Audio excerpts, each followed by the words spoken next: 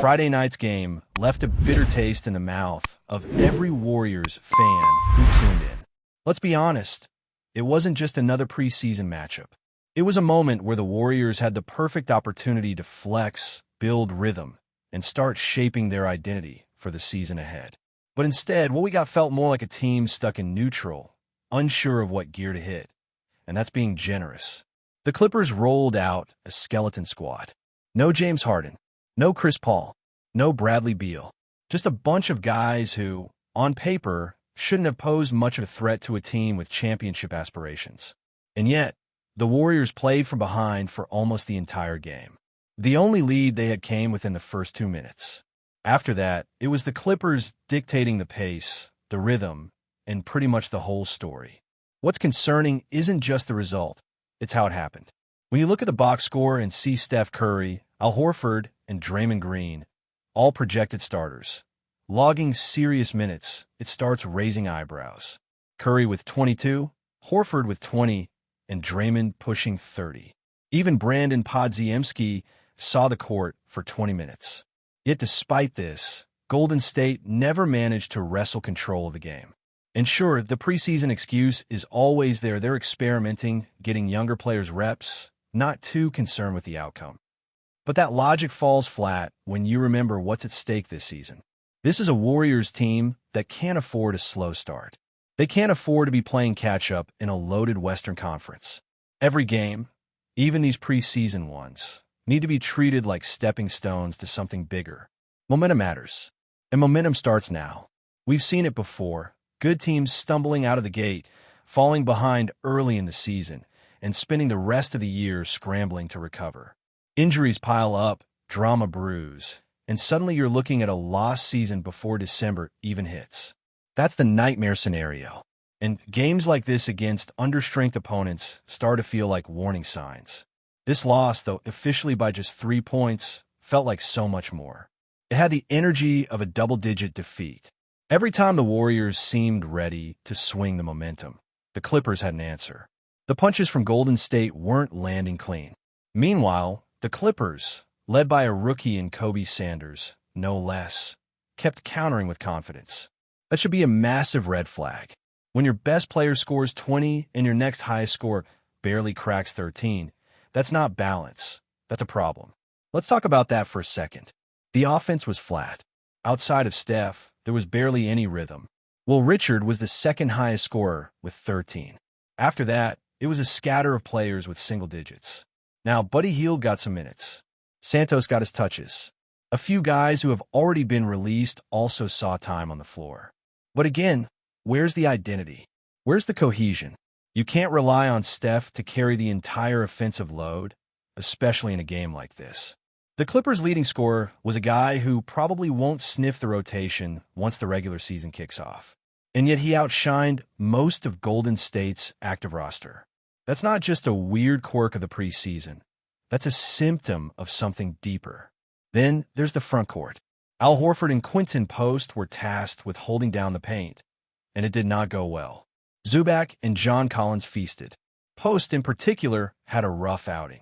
17 minutes, 1 for 6 from the field, just 3 points. That's your 7-footer. That's the guy who's supposed to give you size in the middle.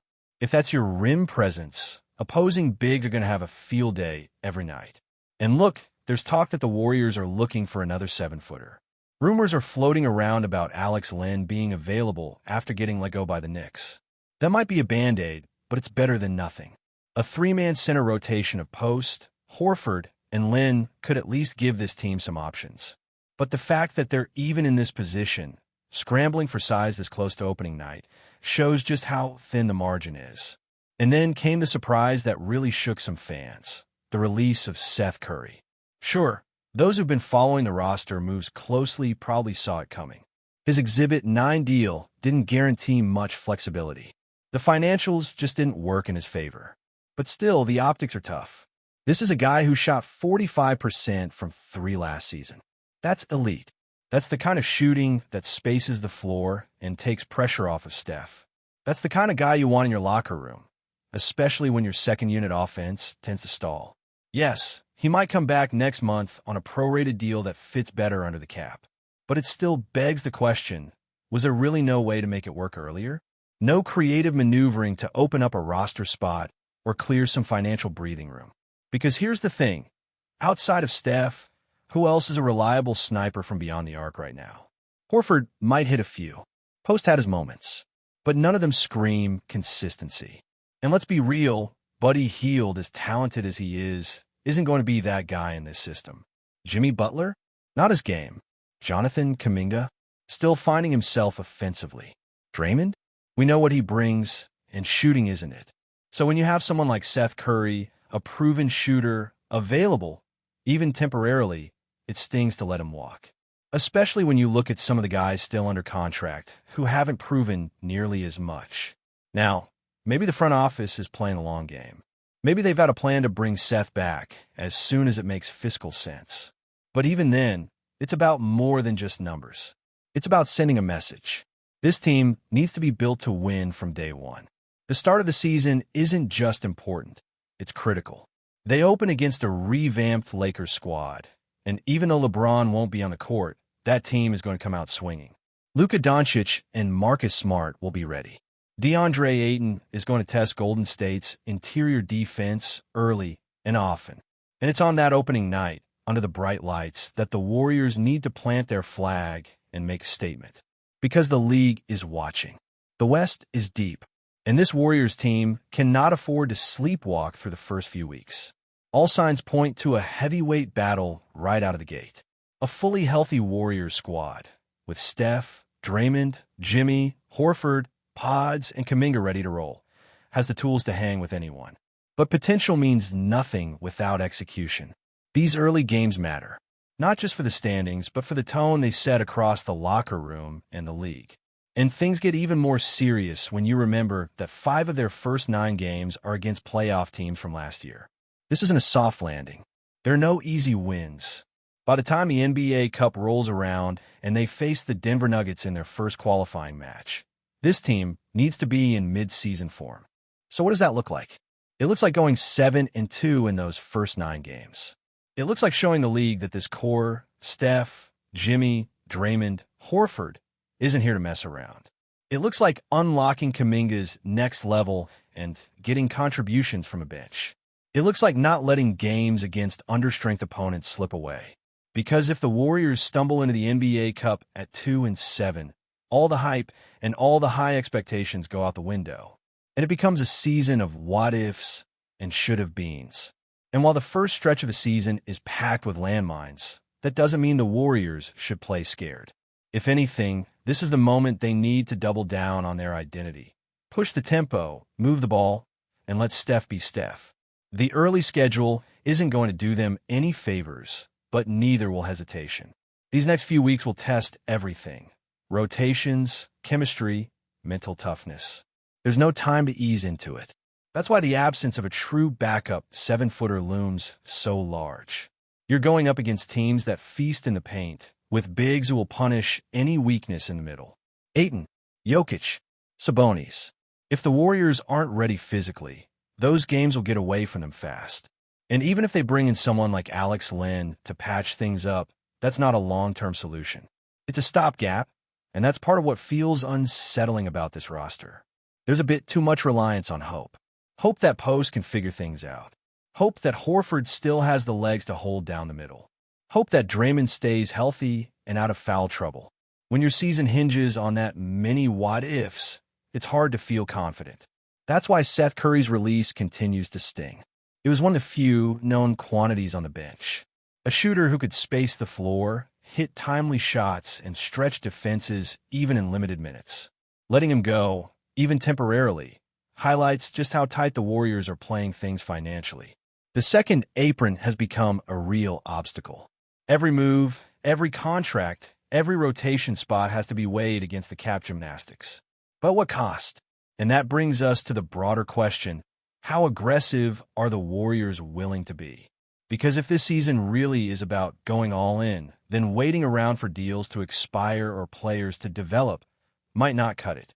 There's pressure to win now, not 2 seasons from now, not when contracts become more flexible. Now, Steph is still playing like an MVP. Jimmy brings a win-now mentality.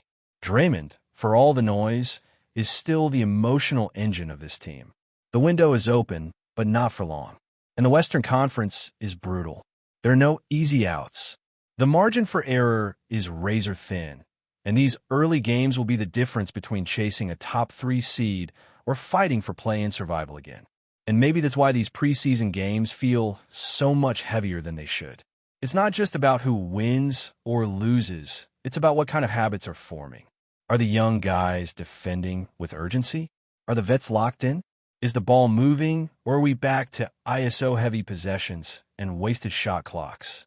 Against the Clippers, it felt disjointed. For stretches, the offense stalled. The defense was late to rotations. And when the Clippers, without their stars, controlled the game from the second quarter on, it exposed a team still searching for rhythm. These things matter, not just because of what happened in one game, but because of what it reveals about where this team stands. Then there's the mental side. The championship core knows what it takes to win, but can they keep the rest of the team locked in? Last season showed us what happens when the locker room starts to splinter. Chemistry isn't just about who likes who. It's about trust on the court. Will Kuminga trust Horford to make the right rotation? Will Pods make the extra pass or force a shot in transition? Will Draymond's energy elevate the second unit or drain it with frustration? These aren't just theoretical questions. They show up in film, in body language, in every missed box out or lazy closeout. And if the Warriors want to separate themselves from the pack, that discipline has to be there from day one. One positive in all this is the expectation that Seth Curry will eventually return. The belief is that he'll be back on a cap-friendly, prorated deal once the season is underway and the front office has more room to maneuver. And if that happens, it could be the spark the bench needs. A shooter who's comfortable in big moments, who can run with the second unit and keep defenses honest. That's not something you can easily replace, especially not in the current landscape where teams are hoarding shooters like gold. But until he's back in uniform, there's a noticeable hole in the rotation, and it's one that opponents will look to exploit. Because without that secondary threat from deep, it becomes a lot easier to load up on Steph and force someone else to beat you. And right now, there aren't many proven answers to that question. The DeAnthony Melton signing raised a few eyebrows too. Coming off a torn ACL, not expected to be fully available until late October, and still the team prioritized him over Seth. It suggests they're banking on Melton's defensive upside and his ability to contribute on both ends once he's healthy. But again, that's another roll of the dice. The potential is there, but how quickly he can get into game shape and mesh with the rest of the roster remains a mystery. And in the meantime, those early season matchups don't slow down. This is where the front office's plan either proves itself or unravels. They've made their bet. Now it's on the coaching staff to make it work.